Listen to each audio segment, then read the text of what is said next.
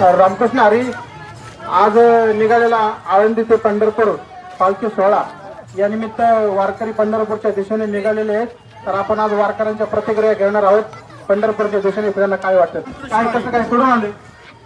वारी वर्ष 11व दरवर्षी ही ऊन वारा पाऊस याला मात करून आम्ही दरवर्षी पंढरपूर यात्रेला वारीला जातो. सकाळी किती वाजता निघालेला आहे तुम्ही? सकाळी आम्ही 5:30 वाजता निघालेलो आहे. कसं काय देव घाट पार करून आल्यानंतर कसं काय वाटतं? पाय दुखतात का? बाकीचे तुमचे सहकारी कसं वाटतं?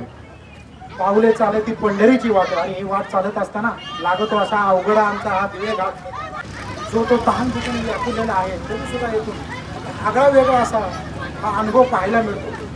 कुठल्याही फळाची अपेक्षा न करता फक्त भगवंताचं नाम घेऊन आम्ही देवासाठी घाट चालत असतो. धन्यवाद माऊली. या माऊलीच्या प्रति कसं वाटते तुम्हाला? कुठून आले तुम्ही? रामकृष्ण माऊली आली. अवघड असं घाट दिवे घाट असं दिवे घाट पार करून आम्ही आलो असं. आणि संतांची भूमी अशी ओळख असलेली ही सासवड भूमी. या सासवड भूमीमध्ये संत सोपान काका महाराज यांची समाधी आहे.